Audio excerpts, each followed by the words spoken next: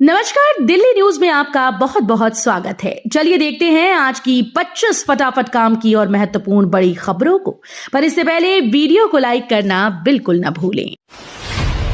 दिल्ली में parking overcharging पर लगेगी रोक, एमसीडी देगी पीओएस मशीन, सर्वर से तय होगा शुल्क। दिल्ली में पार्किंग शुल्क के नाम पर होने वाली मनमानी वसूली रोकने के लिए एमसीडी ने नई व्यवस्था की तैयारी की। अब पार्किंग संचालकों को एमसीडी की ओर से पीओएस मशीन उपलब्ध कराई जाएंगी, जिनसे शुल्क सीधे निर्धारित सिस्टम के अनुसार लिया जाएगा। इन मशीन्स का डेटा सर्वर से जुड़ा होगा, जिससे पार्किंग फीस में पारदर्शिता आएगी और ज्यादा पैसे वसूलने की शिकायतों पर रोक लगेगी। दिल्ली में डीडीए का सख्त प्लान, अतिक्रमण हटाने का खर्च भी जिम्मेदार लोगों से वसूला जाएगा। दिल्ली में अवैध कब्जों और अतिक्रमण के खिलाफ डीडीए ने सख्त कदम उठाने की तैयारी की है। नई व्यवस्था के तहत अतिक्रमण पाए जाने पर हटाने की कार्रवाई की जाएगी और इसका खर्च भी संबंधित व्यक्ति से वसूला जा सकता है। डीडीए का उद्देश्य सरकारी जमीनों को अतिक्रमण से मुक्त कराना और नियमों का पालन सुनिश्चित करना है। जीपीए की आड़ में स्टैंप ड्यूटी चोरी पर सख्ती, दिल्ली सरकार ने नए नियम लागू किए।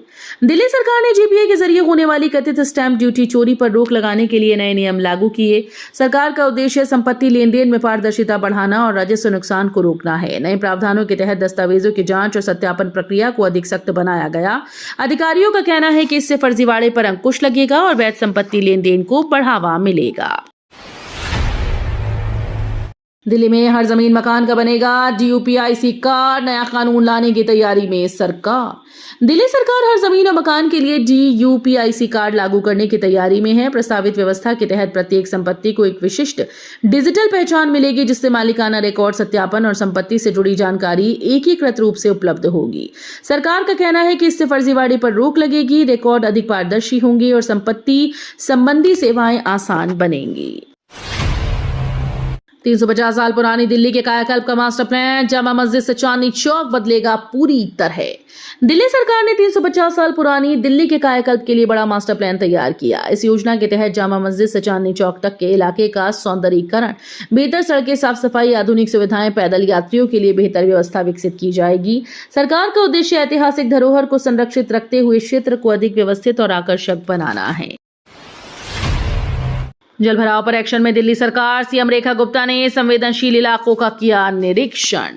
दिल्ली में मानसून के दौरान जलभराव की समस्या से निपटने के लिए सरकार एक्शन मोड में नजर आ रही है। मुख्यमंत्री रेखा गुप्ता ने संवेदनशील इलाकों का दौरा कर हालात का जायजा लिया और अधिकारियों को मौके पर रहकर निगरानी करने के निर्देश दिए। उन्होंने जल निकासी व्यवस्था, नालों की सफाई और पंपिंग सिस्टम को दुरुस्त रखने पर जोर दिया। जेएनयू ने महानदी हॉस्टल के नियम बदले, पति या पत्नी की आय पर मिलेगा कमरा। जेएनयू ने महानदी हॉस्टल के आवंटन नियमों में बदलाव कर दिया है। नए नियमों के अनुसार यदि किसी विवाहित शोधार्थी के पति या पत्नी की आय जीआरएफ फेलोशिप से अधिक है तो उसे महानदी हॉस्टल में कमरा आवंटित नहीं किया जा सकेगा। विश्वविद्यालय का कहना है कि इस बदलाव का उद्देश्य सीमित आवासीय सुविधाओं का जरूरतमंद छात्रों के बीच बेहतर और न्याय संगत वितरण सुनिश्चित करना है। दिल्ली मेट्रो के इंद्रलोक इंद्रप्रस्थ अंडरग्राउंड कॉरिडोर का काम शुरू, 7 लाइंस को जोड़ेगा। दिल्ली मेट्रो के इंद्रलोक इंद्रप्रस्थ अंडरग्राउंड कॉरिडोर का निर्माण कार्य शुरू हो गया है। ये नया कॉरिडोर राजधानी की मेट्रो नेटवर्क कनेक्टिविटी को और मजबूत करेगा और 7 अलग अलग मेट्रो लाइन को जोड़ने में मदद करेगा। परियोजनाएं पूरी होने के बाद यात्रियों को कई रूट बदलने में आसानी होने की उम्मीद है। सफर का समय भी कम होगा। दिल्ली मेट्रो रेल कॉरपोरेशन का लक्ष्य आधुनिक और सुविधाजनक परिवहन व्यवस्था तैयार करना है। बेघर कैंसर मरीज को राहत, दिल्ली सरकार को 1 हफ्ते में 3 लाख देने के आदेश। दिल्ली में बेघर कैंसर मरीज की मदद के लिए अदालत ने बड़ा फैसला सुनाया है। कोर्ट ने दिल्ली सरकार को मरीज के इलाज और आवश्यक जरूरतों के लिए 1 सप्ताह के भीतर 3 लाख रुपए की सहायता राशि देने के निर्देश दिए। अदालत ने कहा कि गंभीर बीमारी से जूझ रहे जरूरतमंद व्यक्ति को समय पर मदद मिलना जरूरी है। मामले में मरीज की आर्थिक स्थिति और इलाज की जरूरतों को देखते हुए ये आदेश दिया गया। दिल्ली में बढ़ेंगे सोलर ईवी चार्जिंग स्टेशन, 9,000 से बढ़ाकर 32,000 पॉइंट की तैयारी। दिल्ली सरकार ने इलेक्ट्रिक वाहनों को बढ़ावा देने के लिए चार्जिंग नेटवर्क विस्तार की बड़ी योजना तैयार की। राजधानी में सोलर आधारित ईवी चार्जिंग स्टेशन की संख्या बढ़ाने की तैयारी है। प्रस्ताव के अनुसार चार्जिंग पॉइंट्स को करीब 9,000 से बढ़ाकर 32,000 तक किया जाएगा। इसका उद्देश्य इलेक्ट्रिक वाहन चालकों को आसानी से चार्जिंग सुविधा उपलब्ध कराना और स्वच्छ ऊर्जा को बढ़ावा देना है। टीवी दर्शकों को राहत, लंबे विज्ञापन ब्रेक पर रोक, 1 घंटे में सिर्फ 12 मिनट विज्ञापन। टीवी दर्शकों के लिए बड़ी राहत की खबर सामने आई। दिल्ली हाईकोर्ट ने चैनल्स पर लंबे विज्ञापन ब्रेक को लेकर सख्ती दिखाई है। अदालत के निर्देश के अनुसार 1 घंटे के प्रसारण में विज्ञापनों की अवधि सीमित रखने की बात कही गई। इससे दर्शकों को कार्यक्रम लगातार देखने का बेहतर अनुभव मिलेगा। लंबे ब्रेक के कारण होने वाली परेशानी को देखते हुए ये कदम उठाया गया। गलत तापमान में रखे 31,000 इंजेक्शन जब्त, मरीजों की सुरक्षा पर बड़ा खतरा। औषधि नियंत्रण विभाग ने बड़ी कार्रवाई करते हुए गलत तापमान पर रखे गए 31,000 से ज्यादा इंजेक्शन जब्त किए। जांच में सामने आया कि इन दवाओं के रखरखाव में गंभीर लापरवाही बरती गई, जिससे मरीजों की सेहत पर खतरा पैदा हो सकता था।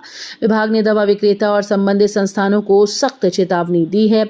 अधिकारियों का कहना है कि दवाओं की गुणवत्ता और सुरक्षा से कोई समझौता नहीं किया जाएगा। 20 जुलाई को कॉकरोच जनता पार्टी का संसद मार्च, विभिन्न मांगों को लेकर प्रदर्शन का ऐलान। कॉकरोच जनता पार्टी ने 20 जुलाई को संसद मार्च करने का ऐलान किया। पार्टी का कहना है कि वो अपनी विभिन्न मांगों और मुद्दों को लेकर लोकतांत्रिक तरीके से प्रदर्शन करेगी। मार्च में देश के अलग अलग हिस्सों से कार्यकर्ताओं के शामिल होने की संभावना है। आयोजन को लेकर तैयारियां शुरू कर दी गई। वहीं सुरक्षा और यातायात व्यवस्था को ध्यान में रखते हुए प्रशासन भी आवश्यक इंतजाम कर रहा है। दिल्ली की 1511 अनाधिकृत कॉलोनीज के विकास में तेजी, एजेंसीज की जिम्मेदारी तय। दिल्ली की 1511 अनाधिकृत कॉलोनीज के विकास को गति देने के लिए बड़ा फैसला लिया गया। सरकार ने विभिन्न एजेंसीज की जिम्मेदारियां स्पष्ट कर दी ताकि विकास कार्यों में समन्वय बना रहे और परियोजनाएं समय पर पूरी हों। इस कदम से सड़क, सीवर, जलापूर्ति और अन्य बुनियादी सुविधाओं के कार्यों में तेजी आने की उम्मीद है। सरकार का कहना है कि जिम्मेदारियां तय होने से काम में पारदर्शिता बढ़ेगी और लोगों को विकास योजनाओं का लाभ जल्द मिल सकेगा। आयुर्वेद डॉक्टर बनने का मौका, नीट पीए का नोटिफिकेशन जारी, आवेदन प्रक्रिया जल्द होगी शुरू। आयुर्वेद के क्षेत्र में करियर बनाने के इच्छुक अभ्यर्थियों के लिए बड़ी खबर है। नीट पीए का नोटिफिकेशन जारी कर दिया गया। इस प्रवेश प्रक्रिया के माध्यम से पात्र अभ्यर्थियों को आयुर्वेद चिकित्सा शिक्षा में प्रवेश का अवसर मिलेगा। पाठ्यक्रम की अवधि लगभग 7.5 वर्ष बताई गई है, जिसमें अध्ययन के साथ अनिवार्य प्रशिक्षण भी शामिल रहेगा। अभ्यर्थियों को आवेदन की पात्रता, महत्वपूर्ण तिथियों और चयन प्रक्रिया की जानकारी आधिकारिक अधिसूचना से ध्यानपूर्वक जांचने की सलाह दी गई। रोहिणी इमारत हादसे में मृतकों की संख्या हुई 4, नवनिर्मित बिल्डिंग गिरने की जांच जारी। दिल्ली के रोहिणी में नवनिर्मित इमारत गिरने के हादसों में मृतकों की संख्या बढ़कर 4 हो गई। राहत और बचाव दल ने मलबे से लोगों को निकालने का अभियान चलाया, जबकि घायलों का अस्पताल में इलाज जारी है। प्रारंभिक जांच में निर्माण गुणवत्ता और सुरक्षा मानकों के पालन को लेकर सवाल उठे। हालांकि हादसे की वास्तविक वजह का पता लगाने के लिए विस्तृत जांच की जा रही है। ड्यू प्रवेश के लिए 24 घंटे हेल्पलाइन शुरू, छात्रों की सहायता को प्रोफेसर्स की ड्यूटी लगेगी। दिल्ली विश्वविद्यालय में प्रवेश प्रक्रिया के दौरान छात्रों की मदद के लिए कॉलेजेस ने 24 घंटे हेल्पलाइन शुरू करने का फैसला किया। हेल्पलाइन पर छात्रों को दाखिली दस्तावेजों, सीट आवंटन और अन्य प्रक्रियाओं से जुड़ी जानकारी उपलब्ध कराई जाएगी। इसके लिए प्रोफेसर्स और स्टाफ की विशेष ड्यूटी लगाई गई है ताकि विद्यार्थियों की समस्याओं का समय पर समाधान किया जा सके। दिल्ली में थाना प्रभारी की स्कॉर्पियो में लगी आग, पुलिस अधिकारी और ड्राइवर बाल बाल बचे। दिल्ली में एक थाना प्रभारी की स्कॉर्पियो में अचानक आग लगने से अफरा तफरी मच गई। घटना के समय वाहन में मौजूद पुलिस अधिकारी और ड्राइवर समय रहते बाहर निकल गए, जिससे दोनों की जान बच गई। सूचना मिलते ही दमकल विभाग की टीम मौके पर पहुंची और आग पर काबू पाया। प्रारंभिक जांच में तकनीकी खराबी की आशंका जताई जा रही है। गाजीपुर के पास NH-24 पर जलभराव, गाजियाबाद से दिल्ली आने वालों के लिए ट्रैफिक एडवाइजरी जारी। लगातार बारिश के कारण गाजीपुर के पास NH-24 पर जलभराव हो गया, जिससे गाजियाबाद से दिल्ली आने वाले यात्रियों को परेशानी का सामना करना पड़ रहा है। ट्रैफिक पुलिस ने एडवाइजरी जारी कर वाहन चालकों को वैकल्पिक मार्ग अपनाने और आवश्यक होने पर इस रास्ते का उपयोग करने की सलाह दी। जलभराव के कारण कई स्थानों पर वाहनों की लंबी कतारें लग गई। प्रशासन पानी निकासी और यातायात सामान्य करने के लिए लगातार काम कर रहा है। आयकर विभाग के नाम पर फर्जी भर्ती, रैकेट का भांडाफोड़, दिल्ली में 3 आरोपी गिरफ्तार हुए। दिल्ली पुलिस ने आयकर विभाग में नौकरी दिलाने के नाम पर चल रहे फर्जी भर्ती रैकेट का पर्दाफाश किया। इस मामले में 3 शातिर आरोपियों को गिरफ्तार किया गया। पुलिस ने उनके कब्जे से नकली नियुक्ति पत्र, फर्जी पहचान पत्र, मोहरे और अन्य दस्तावेज बरामद किए। शुरुआती जांच में सामने आया कि आरोपी बेरोजगार युवाओं को सरकारी नौकरी का झांसा देकर ठगी करते थे।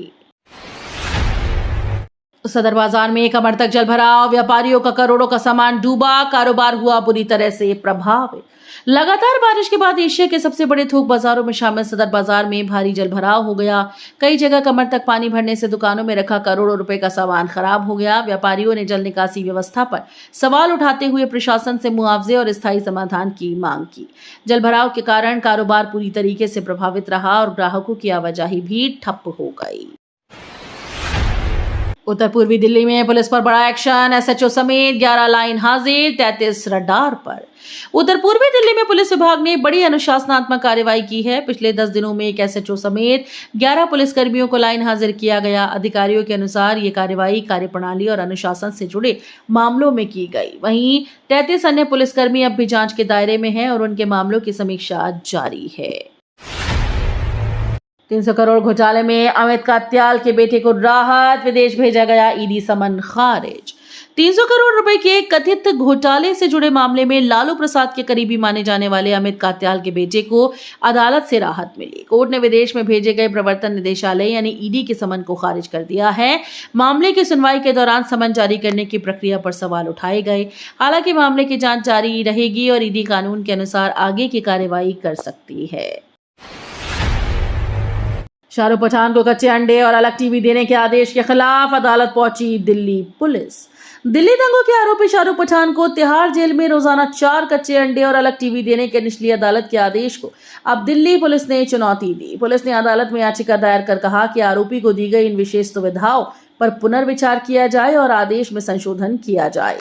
इससे पहले बचाव पक्ष ने मानसिक तनाव और लंबे समय से जेल में रहने का हवाला देते हुए ये राहत मांगी थी, जिसे अदालत ने मंजूर कर लिया था। 650 करोड़ दवा घोटाले के आरोपी राजीव रंगीला की तलाश में 4 राज्यों में एसीबी ईडी की छापेमारी। 650 करोड़ रुपए के कथित दवा घोटाले में फरार आरोपी राजीव रंगीला की तलाश तेज हो गई है। एसीबी और ईडी की संयुक्त टीम ने 4 राज्यों में एक साथ छापेमारी अभियान चलाया है। जांच एजेंसी आरोपी के संभावित ठिकानों पर लगातार दबिश दे रही है और उससे जुड़े दस्तावेजों व वित्तीय लेन देन की भी जांच कर रही है। अधिकारियों का कहना है कि मामले में कई अहम सुराग मिले हैं और जांच तेजी से आगे बढ़ रही है। तो ये थी आज की बड़ी खबरें। रोजाना ऐसे ही सबसे पहले अपडेट पाने के लिए चैनल को सब्सक्राइब करना बिल्कुल न भूलें। धन्यवाद।